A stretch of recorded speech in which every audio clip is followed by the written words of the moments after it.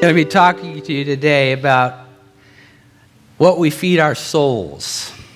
And I think that most of us are aware in this age and day that that what we feed ourselves matter.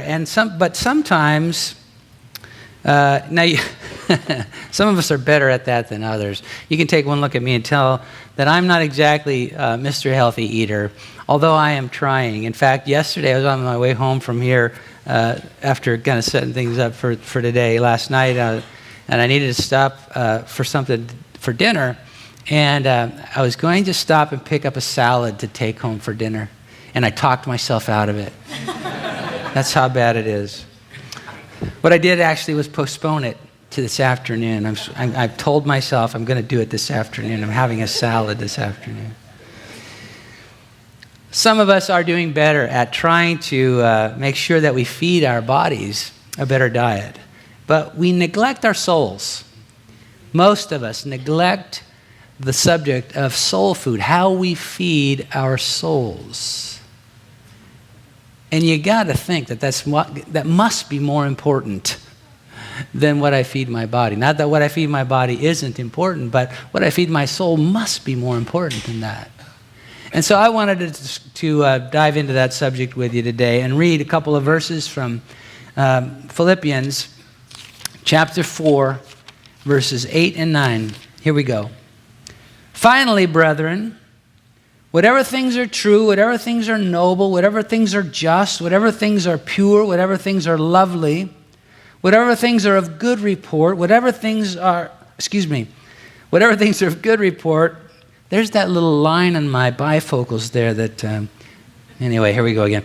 Whatever things are of good report, if there is any virtue, if there's anything praiseworthy, meditate or think on these things. The things which you learned and received and heard and saw in me, these do, and the God of peace will be with you. The Apostle Paul is writing a letter to Christians in the city of Philippi. He's coming to the end of his letter. He says, finally, brethren. And then he gives them these instructions. I don't know about you, but when I'm writing a thoughtful communication, not just one I have to rip off in a minute or two, but one that I'm sitting down, I'm thinking about what I want to say. I'm a pen pal with my oldest granddaughter. When I sit down to write to her, I'm thinking about what I say.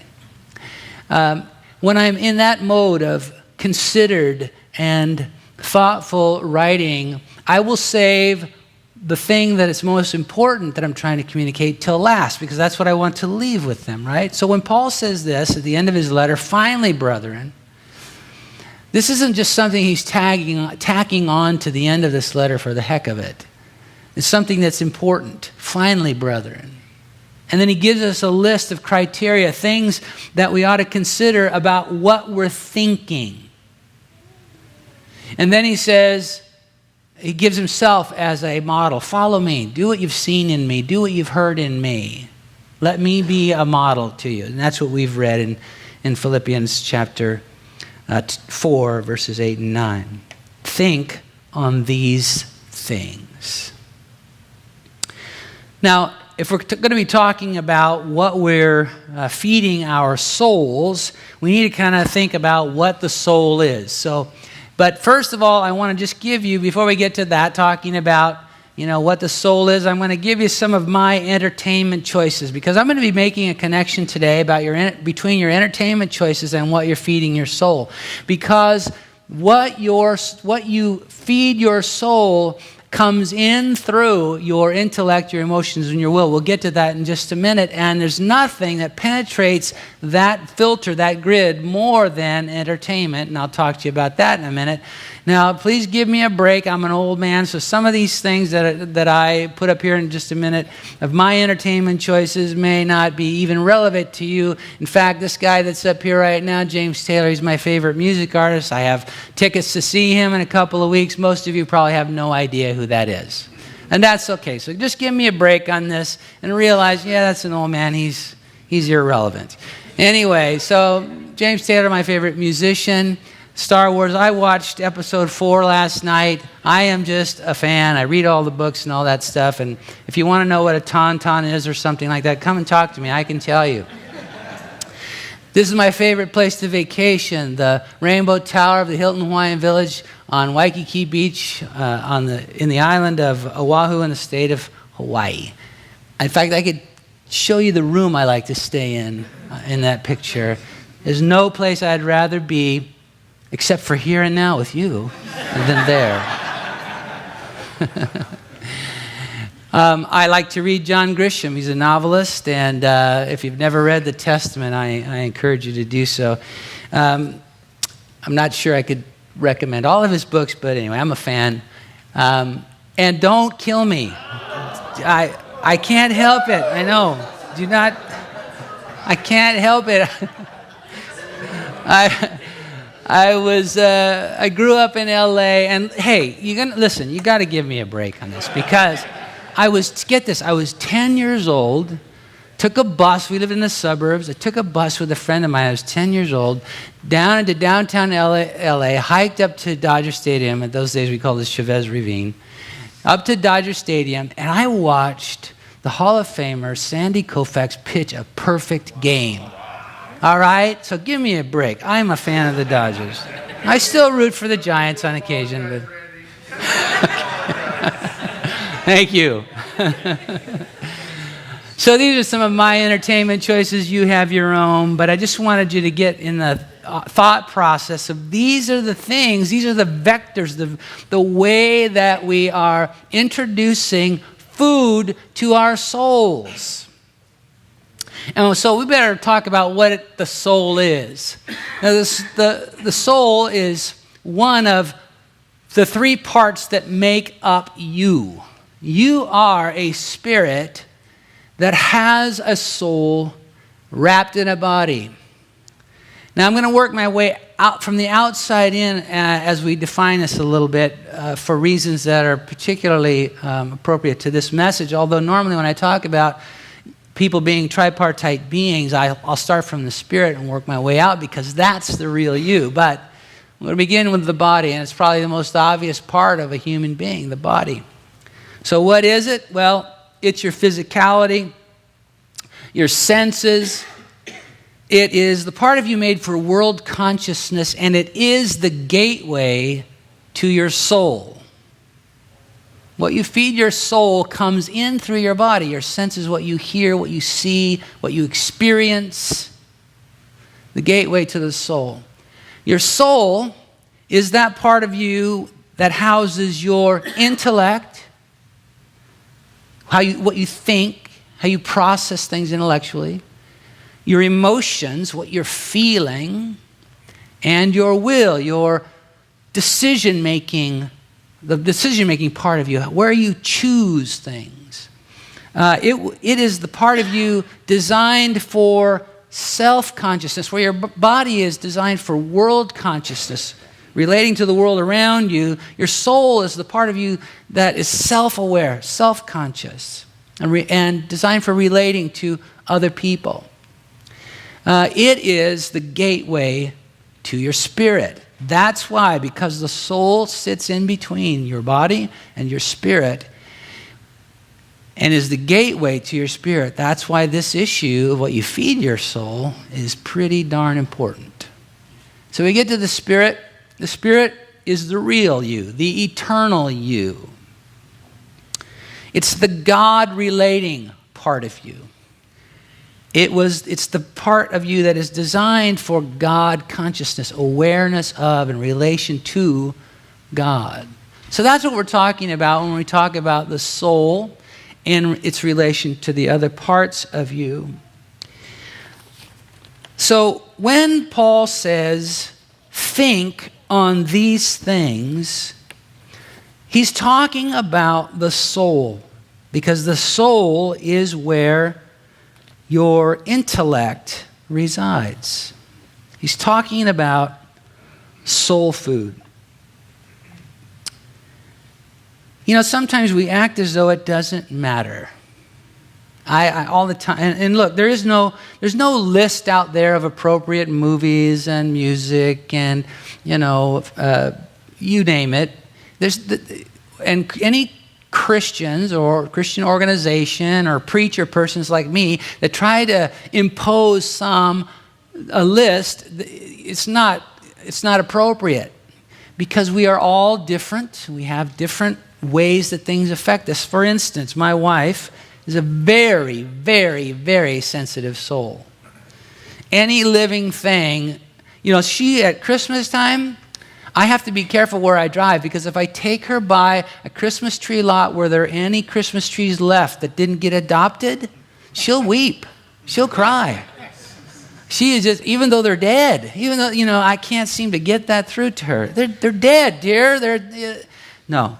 She's very, very sensitive. So, I can go and I can see, as I did a few years ago, a movie called I Am Legend. It's not true, it's fictional. But in it, a dog dies. I could not take my wife to see that movie. She'd be several days in recovery after that. So so what I'm saying is what's appropriate for one person is not necessarily appropriate for another, but Paul says there is some things that we can pay attention to about what we're thinking about, what we are feeding our souls. But a lot of people think that it doesn't matter.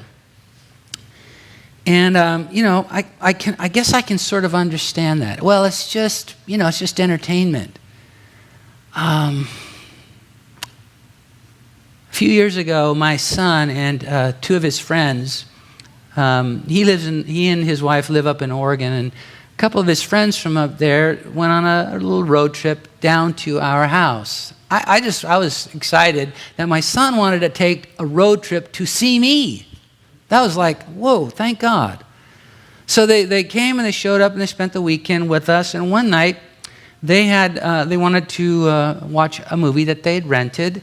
And this was several years ago, but it was the first James Bond movie in the current series. And I can't remember the new Bond character, what the actor's name is. But anyways, you all know. So apparently you're watching these movies and I don't care. Anyway, they wanted to see this movie, and I hadn't seen it. I thought, okay, so we watched it. I think it was like rated PG-13 or something like that. It wasn't anything out of the ordinary in terms of ratings and so forth. But over the years, because I know me, I've become very tuned to what I can expose my soul to. And particularly things that are provocative sexually, I've just gotten very careful that I don't expose my soul to it. I mean, it's habit now. I turn away, I distract myself, I can't afford to have those images in my mind. So anyway, we're watching the movie and it's going okay, but there are a couple of pretty steamy, almost love scenes in this movie.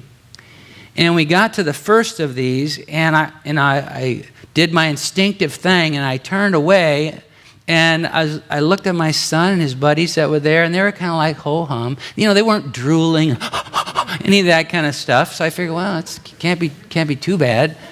Yeah, so I continued on, and then we watched the rest of the movie, and afterwards, Sue had already gone to bed. She didn't want to see the film, and so she went on to bed, and so she was sawing logs upstairs.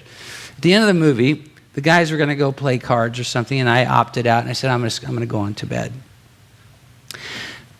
I got to the bottom of the staircase leading up to our room. I grabbed hold of the railing there, and I heard God. I don't know exactly what it was that God said, but I knew what he meant, if that makes sense to you.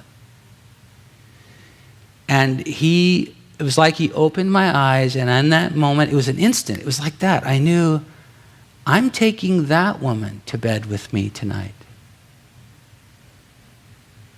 And I can't do that. I cannot afford to do that. Now, I'm not always as good about this stuff as I should be, but that night, I did not go up the stairs. I turned and I went into my study where I do a lot of praying, and I literally got down on my knees, and I did business with God, and I did business with that spirit of lust that I knew was after me. Now, I don't know what you think about these kinds of things, but it doesn't matter. I don't care what you think. I know what I've got to deal with. And I dealt ruthlessly with that spirit, and I refused to climb the stairs until I knew that my heart and my mind and my soul were clear. This stuff matters. It matters. It matters a lot. Why does it matter? Well, it matters because entertainment engages your body and your soul. I mean, that's what it's all about. When you go to an amusement park and you get on the Ferris wheel, nobody goes on a Ferris wheel. You go on a roller coaster or something like that. It's something that you are experiencing physically, but it's also an intellectual thing. It's also an emotional thing. It's engaging your your body and your soul. And your body is the gateway to your soul, and your soul is the gateway to your spirit. It's important. Your senses, your imagination, your emotions, your intellect are involved. And the thing about entertainment is we end up giving ourselves to it, and we drop our guard in ways that, I got ahead of myself here. We drop our guard in ways that are detrimental to ourselves. We normally, most of us, we have different kinds of filters, right? And so when you hear the words free in an advertisement, we have a filter that says, right? We know. We have these filters. When somebody, so you get my point. But when we come to entertainment, we drop those filters. We want to be, in fact, they use the term immersion about entertainment. When you have that big screen TV and you have your couch the right distance from the TV so it fills your frame of view, you've got your 7.1 surround sound. What is the point but immersion? So you drop your guard and you're caught up in that film or that whatever television show, whatever. The goal is, and I'm not saying it's a bad goal. I mean, all of us from time to time, we need to be entertained. We need to have a break from the routine of our lives and be caught away in something else. That's perfectly wonderful. There's nothing wrong with that, as long as we understand what we're doing. Because we drop our guard in those moments, and the filters that have been set up to sort of protect us, they come down. So we need to be careful about that. Our entertainment shapes our worldview, our values, and priorities in profound and lasting ways, more than you know. If the only thing you were exposed to in terms of truth about the relationship between a man and a woman is what you see in films and on TV, well, you would have a very warped understanding. Because it shapes, and look, we're living in a culture that where that's true. Where people think, because this is all they've been exposed to, they think that the goal of a successful date is to get into bed with the person they've just gone on the date with. That's the goal of it, because that's what they've only seen. The value about dating has been twisted and misshapen in people's understanding. Our values, our priorities, our worldview is shaped more than we know by entertainment. And if we ignore that, if we're not careful about that, we can really get messed up. So this is important. That's why it matters. Now, thankfully, the Bible gives us some criteria. Again, this is not a list of, what you can watch or not watch, where you can go or not go. That's not the point. The point is get the principles into your heart and mind so that the Lord can help you to make the right decisions. That's why Paul says, finally, brethren, think on these things. And he gives us the criteria. And I just want to walk through them briefly with you and then wrap things up if that's okay. It's okay, right? All right. He says, finally, brethren, whatever things are true. So the first of these criteria is, does it communicate truth? Does it communicate truth? Now, look, I got through telling you a minute ago, I read fictional novels so that the story isn't true. So it's not about that. It's about, is what's being communicated related to truth, to what is true about God? Or is it a distortion? Is it a lie? Is it an untruth? It's something that the enemy could use to reshape or misshape my concepts of things. So criteria number one, does it communicate truth? It goes on to say, whatever things are noble. Does it appeal to noble desires? Or is what you're engaged in terms of entertainment, is it appealing to base desires? What is the appeal? Why are you attracted to it? What is its presentation? He says, whatever things are just. In other words, do they inspire right living? Does it inspire you to live in a righteous way, a God-honoring way?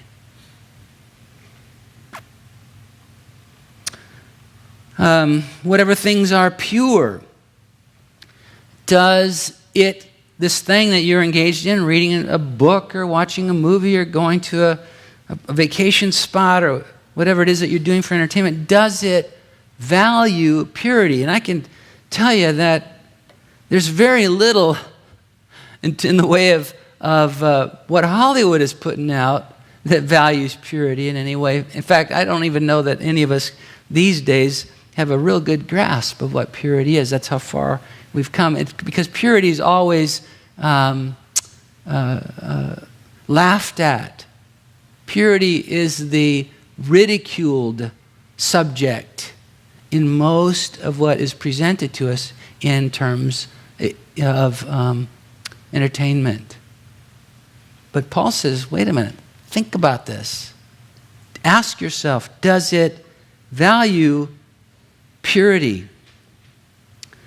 Whatever things are lovely, does it promote love?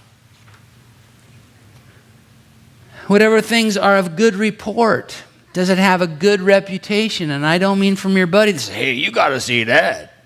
I mean, is it generally esteemed highly? Does it generally have a good report? He says, where was I?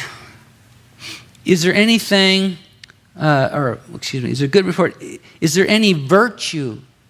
Virtue is excellence. Does it encourage excellence? When you come away from that experience, does it invite you to live an excellent life? And then finally he says, can you commend it?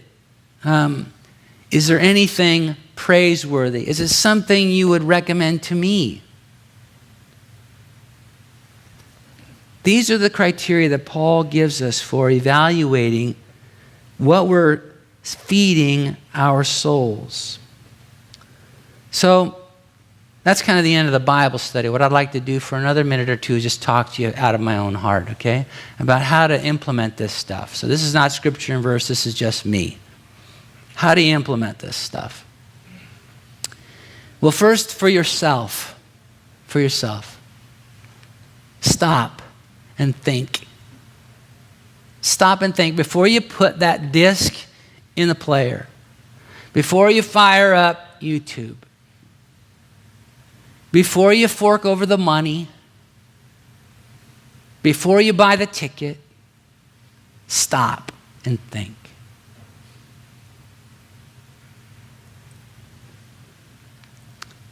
Ask yourself, is this worth the price of admission? Am I going to be paying more than I should for this? Third, consider what you're modeling. Because look, all of us have people who are watching us. There's nothing private about my faith in Christ. Nothing is ultimately private. Yes, I have a private place where I spend time with God. I have private times of prayer and private times of worship. You that goes without saying. But ultimately, those private experiences that I have with God, they have a public readout. They have a public impact. What happens in that private place is not just for me. It has impact on, and that's true for you too. There are people watching you, your kids, your friends, your neighbors. You proclaim to be a follower of Christ, most of you in this room. So, when they see what you do they see someone who's feeding their soul well? Because they're trying to figure out how to do that. And the modeling that they're getting is not so good. Consider what you're modeling. Then for your kids, if you're a parent today, for your kids, how does this affect them? How do you implement this with your kids? Well, first of all, be aware. Be aware. Do you know what's happening in their media-soaked, entertainment-saturated world? Do you know? I mean, this would not be something you ought to do. In fact, I don't even know you could find these magazines anymore. But when my kids were in their early teens, even in their later teens, I would occasionally go down to 7-Eleven to the magazine rack, and I'd buy 16 or whatever those other, magazines were for teenage girls, because I had 2 of them. Anyway, I just, I felt like an idiot buying this thing, but I wanted to know, what are they being exposed to? What is cool for them? What's important to them? What kind of pressures are they under to conform? All right, be aware. Be aware. Be understanding, and don't overreact. Listen, this is a hard balance to strike, but your kids, they are part of a generation, and every generation has its own soundtrack. Every generation has its movie, right? And you don't want to deprive them of that connection to their generation and their people, their peers, If you can help it, you need to be understanding about that and not just, cutting them off at the knees every time. But part of being understanding means that when you say no, you say why, and provide an alternative. My oldest daughter, I think she was in middle school. She came to me one time and she said, "Dad, I want to see this movie." And if I mentioned the name, most of you would know what it is. It's kind of a classic. But at that time, it was had been just in the theaters, and I hadn't seen it, and I didn't really know much about it. But there was a twinge in my spirit going off when she was asking me, "Can I watch this movie?" And here's the thing that she said, which we all say: "All my friends have seen this," right? I could not let that be the reason I would say yes. I wanted to, because I don't want to deprive her of her connection with her friends and all of that. And I know that, they're all talking about it and she feels left out. And I get that. I understand that. And I tried to express that to her, but I said, "Honey, there's something about this that's bothering me right now in my spirit, and I don't know anything about this movie, but I'm going to find out, and here's what we're going to do." I don't know why. I can't remember the exact timing of the thing because it had just been recently in the theaters, but it was available on, VHS, or probably carved on rocks or something, and that's how old I am. But anyway, I said, "I'm going to watch it, and then I'll tell you what I think." And so I took time off of work. I rented the thing, came home and watched it, and it literally made me sick to my stomach for what it promoted and the values that it was dispensing. And so I went to her and I said, "Honey, I'm not going to let you watch this movie. And I understand that it puts you in a hard place with your friends. But here's why." And I went through with her, "This is what I saw. This is what they said. This is how it was promoted. And these are not values we hold. This is not what we believe." Now, she wasn't, "Oh, yeah, I get it, Dad." It was like, that whole thing. But I was trying to come her way. I wasn't just dismissing her desire. But here's what I did. I offered to her, I said, "But honey, you cannot watch this movie, but I have already purchased for you the soundtrack. Here it is. You can listen to these songs. I've already vetted them." And so I explained why, and then I offered her an alternative. So it wasn't just no. I got to say kind of a yes, too. It wasn't just compromise. It was being mindful that this is a human being that I've been entrusted with some stewardship over, and there's times when I have to find that place of being faithful and true to what God has called me to do in her life, but at the same time understanding where she's at. So when you say no, say why and provide an alternative. And finally, teach them the values of making the right choices themselves. A friend of mine, a pastor friend of mine, he was out with his son in their town where they live, having ice cream downtown, sitting on a curb or on a wall somewhere, just eating ice cream cones. And his son said to him, "Dad, I feel really weird. I don't know how to explain it, but I don't feel good right now." "Well, son, do you feel sick? Or do we need to go to the doctor?" "I mean, no, it's not that. I don't. And his dad wisely said to him, he said, "Well, son, what you feel right now, pay attention to that.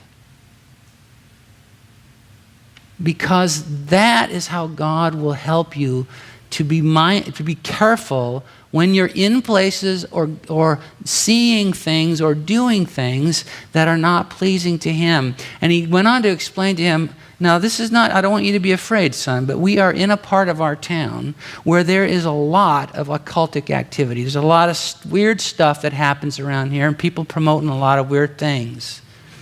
And I didn't bring you here purposefully or ignorantly of that. I just assumed it wouldn't affect us. But it is affecting you. You are being spiritually sensitized to something that's going on unseen right here. And I want you to pay attention to this, because when it happens again, know where it's coming from." I just thought that was amazingly wise on that man's part and served his son well. One time my son had, I think I've told you this story before, my son, he was, he may have been 18 even. He was scheduled to go to San Francisco. We lived in San Jose. He was scheduled to go to San Francisco with some friends to a concert. A performer I didn't know anything about and wasn't, in this case, he was 18, and I felt the Lord leading me, trust him. Show him that you trust him. You've been pouring into his life for 18 years, your values, and that you've been trying to teach him to make right decisions about his entertainment choices. Trust him. And my first reaction was, "Yeah, but Lord, I don't trust them right now." But I just kept sensing the Lord say, trust him. And so I told him, "Okay, you can go," because he had asked me. And the night before he was supposed to go off to San Francisco with these guys to see that concert, he came to me and he said, "Dad, are you sure I should go to this thing? Are you sure?" I said, "Son, I gave you the choice." "Yeah, but Dad, when I don't do what you think is right, I always end up messed up." He said, "Are you sure I should do this?" And I said, "Well, son, no, I don't. I really don't." He said, "Then I'm not going." He got on the phone and called his buddies and told them he wasn't going. Now, the reason that I wish I could say that, we had victories like that all the time when our kids were growing up. We didn't. But the reason that day happened was because for his lifetime, I've been trying to help him learn to pay attention to what he feeds his soul. And dear ones, that's something that we cannot afford to not pay attention to. So I'm going to wrap this up now by asking you to set your things aside and stand with me, and we're going to close in prayer. So I hope you heard my heart today. I'm not here to tell you what you should watch on TV or go to the movies to see or any of that kind of stuff, what you ought to listen to in terms of music. A lot of it is just plain taste, and some stuff I just won't get, but that's all right. So I'm not here today to tell you anything like that. I'm here today to tell you it matters what you feed your soul, and that God has given us a grid by which we can evaluate these things in Philippians chapter 4, verse 8.